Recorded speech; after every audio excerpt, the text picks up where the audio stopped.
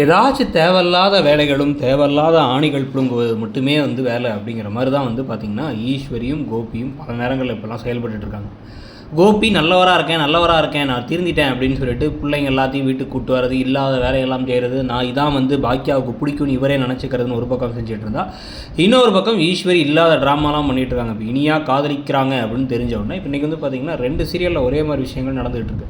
பாண்டியன் ஷோஸ்லேயும் வந்து அந்த காதல் மேட்ரு ஓப்பன் ஆகுது, இங்கேயும் ஓப்பன் ஆகுது. அதில் ஆனால் 1000 வித்தியாசங்கள் இருக்குது. யாரை காதலிச்சாங்க, என்ன இதில் காதலிக்கிறாங்க, என்ன வயசில் காதலிக்கிறாங்கன்ட்டு. இப்போ அரசி இந்த பொண்ணு 2 பேருமே வந்து இனியா 2 பேருமே வந்து பார்த்திங்கன்னா செகண்ட் இயர் படிக்கிறாங்க அப்படி தான் கதையை கொண்டு போகிறாங்க.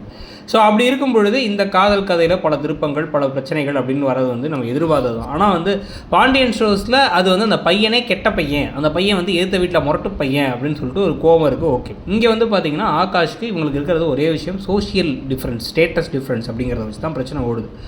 ஸோ ஆட்கள் நான் கூப்பிட்டு வரேன், இந்த பார் உடனே வந்து நிச்சயம் பண்ணிடுவோம், 2-3 வருஷம் கழிச்சு கல்யாணம் பண்ணிக்கலாங்கிறாங்க. 2-3 வருஷம் கல்யாணம் பண்ணுறதெல்லாம் வந்து என்னங்க லாஜிக் இதுங்கிற மாதிரி தான் நமக்கு இருந்தாலும், கோபி அவங்க அம்மா சொன்னோடனே சரின்னு கேட்டுக்கிறார். 2 தடவை சொல்லி பார்த்தார், அப்புறம் ஓகேன்ட்டார். எல்லாரையும் உட்கார வச்சு இனியா நல்ல ட்ரெஸ்லாம் போட்டு வர, சொந்தக்காரங்கன்னு வந்ததுக்கு பிறகு போய் இனியாவை கூட்டுவா மேலே இருந்து அப்படின்னு ஜெனிக்கிட்ட சொன்னால், ஜெனி எப்பயும் போல் இனியா அப்படின்னு கற்றுனா, போய் கூட்டுவாமா சொன்னதை மட்டும் செய் அப்படிங்கும் போதே உங்களுக்கு சந்தேகம் வந்துருச்சு. வந்தோடனே இதான் நீங்கள் பார்க்க வந்த பொண்ணுங்கிறாங்க, உங்களுக்கு பொண்ணை பிடிச்சிருக்குது, பொண்ணுக்கு பையனை பிடிச்சிருக்குது, அதனால் வந்து இப்போ நாளைக்கே நிச்சயம் பண்ணிக்கலான்னு உளறிக்கிட்டு இருக்காங்க. இதுக்கு நடுவில் பாக்கியாவும் போய் கூட்டு போய் என்ன நினச்சிட்டு இருக்கீங்கன்னா அவங்க போகட்டும் அப்புறம் பேசிக்கலாம் அப்படின்னு வந்து வசனம் பேசுகிறாங்க. ஈஸ்வரி இந்த சமயத்திலே வந்து பாக்கியா வீட்டை விட்டு வெளில போன்னு துரத்திடலாம். ஆனால் அதெல்லாம் பண்ணலை. பாக்கியா பேன்னு அமைதியாகவே இருப்பாங்க. அப்புறம் கடைசியில் எல்லாம் முடிச்சு பெரிய பிரச்சனையாகும் போது தான் வந்து குடும்பத்துக்கே ஒரு அவமானம் நடக்கிற மாதிரி நடத்தலாம் வந்து வெடிக்க ஆரம்பிப்பாங்க.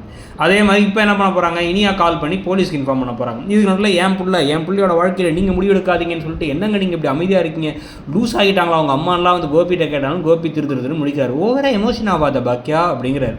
கேட்டால் இதில் வேறு நீங்கள்லாம் சேர்ந்து வச்சு நீங்கள் வந்து ஆகாஷ் கல்யாணத்தை பண்ணி வச்சுருக்கீங்க ஏதோ பேசுகிறாங்க. எப்படி பார்த்தாலும் ஒரு மாதிரி எரிச்சல் ஆகியிருக்குது. உங்களுக்கு என்ன தோணுது அப்படிங்கிறத சொல்லுங்கள். தேங்க்யூ.